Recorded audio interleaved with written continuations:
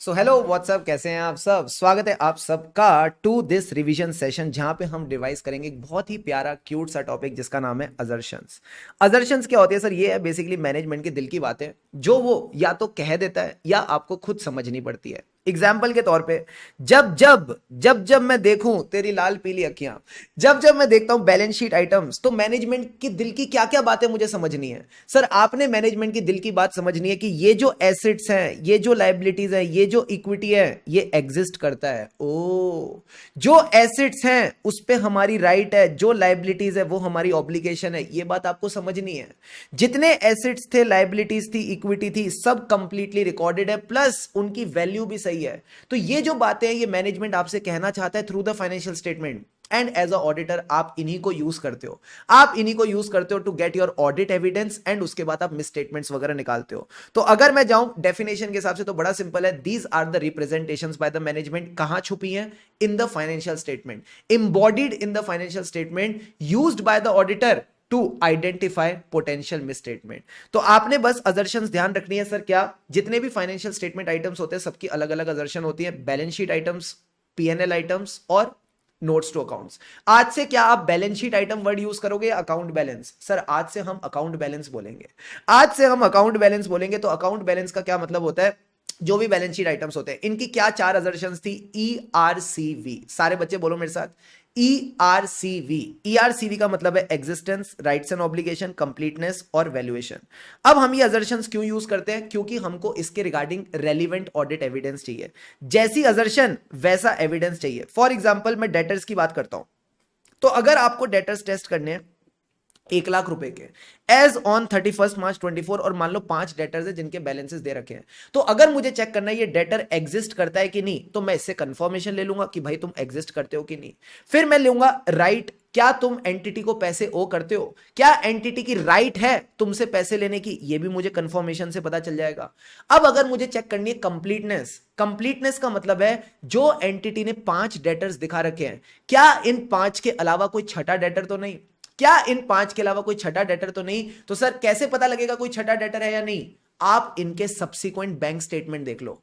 ये जो डेटर है आपको एज ऑन 31 मार्च चेक करना है। हाँ, तो जो भी एज ऑन 31 मार्च डेटर होगा उसने मैक्स टू मैक्स अप्रैल में पैसे दे दिए होंगे, मई में दे दिए होंगे या जून में दे दिए होंगे। तो जो भी अप्रैल, मई और जून में कंपनी ने पैसे आए हैं, कंपनी के पास पैसे आए हैं, हो सकता है वो किसी हिडन डेटर से हो या किसी अनरिकॉर्डेड डेटर से हो।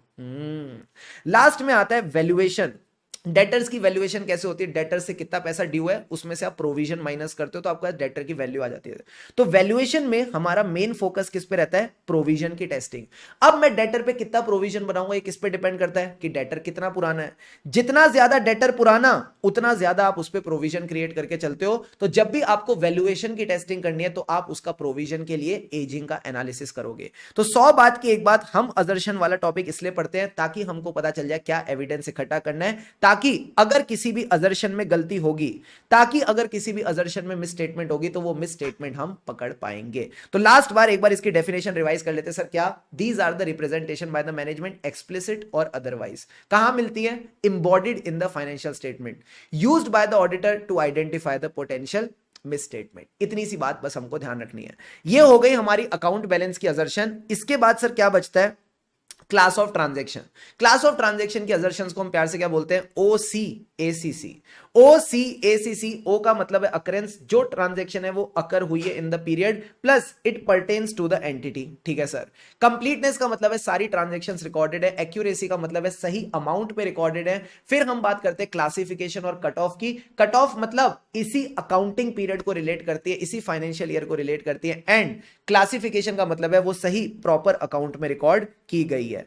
जब मैं बात करता हूं डिस्क्लोजर की, तो क्या डिस्क्लोजर की अजर्शंस आप अलग से याद रखोगे? मैंने कहा नहीं, जो ऊपर अजर्शंस डिस्कस करी अकाउंट बैलेंस और क्लास ऑफ ट्रांजैक्शन की, इन्हीं को मिक्स कर देना। इसमें कौन सी दो अजर्शन है जो नहीं आएंगी?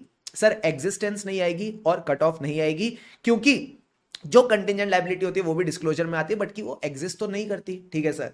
इसी तरह अगर मैं बोलूं कल को कोई सब्सिक्वेंट इवेंट होता है जिसका डिस्क्लोजर रिक्वायर्ड है, तो वो आपके फाइनेंशियल ईयर से तो रिलेट नहीं करता, फिर भी आप डिस्क्लोज करके चलते हो, तो कट ऑफ और एग्जिस्टेंस इसका पार्ट नहीं बनती। क्या यही बात हमने डिस्कस की थी? हाँ सर, बस इतनी सी बात डिस्कस की थी।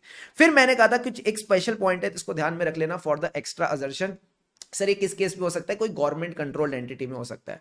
तो गवर्नमेंट कंट्रोल्ड एंटिटी के केस में हो सकता है मैनेजमेंट ये असर्ट करे, मैनेजमेंट ये कहे कि हमने लॉज एंड रेगुलेशन से कंप्लाई किया है, प्लस जो भी ट्रांजैक्शन थी वो ऑथोराइज्ड हुई है। तो ये एक बेसिक सी बात बस आपने रीड करके चलनी है। अब सर नेगेटिव असर्शन का क्या मतलब होता है?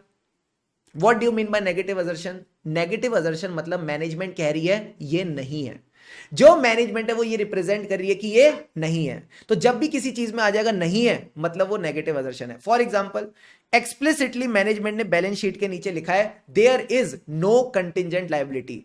जहां नो वर्ड आ गया, नहीं है, इसको क्या बोलते हैं? Negative assertion. या फिर आपने बैलेंस शीट देखी और उसमें बिल्डिंग जैसा कोई आइटम ही नहीं है।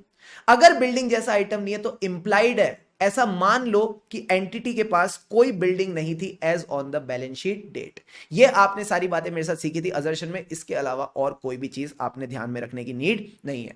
क्या अजर्शन वाली सारी बातें क्लियर है? हाँ, एक बार अगर आप चाहो तो एक बार नोट से भी गो थ्रू कर लेते हैं। अजर्शंस की डेफिनेशन डन, क्या क्या अजर्शंस होती हैं डन। फिर आपने क्या करना है, ये जो एग्जांपल आईसीआई ने दे रखे हैं इनको बस एक बार रीड कर लेना और इसमें कुछ एक्स्ट्रा करने की जरूरत नहीं है। देन कम्स नेगेटिव अजर्शन, इसके भी हमने टॉपिक्स कवर कर लिए। क्या अजर्शन वाले टॉपिक पे कंफर्ट आ गया? सारे बच्चे जल्दी से चैट बॉक्स में डन डन डन डन। फिर हम चलते हैं नेक्स्ट टॉपिक पे। क्लियर है? क्लियर है सर, ठीक है, ऑसम।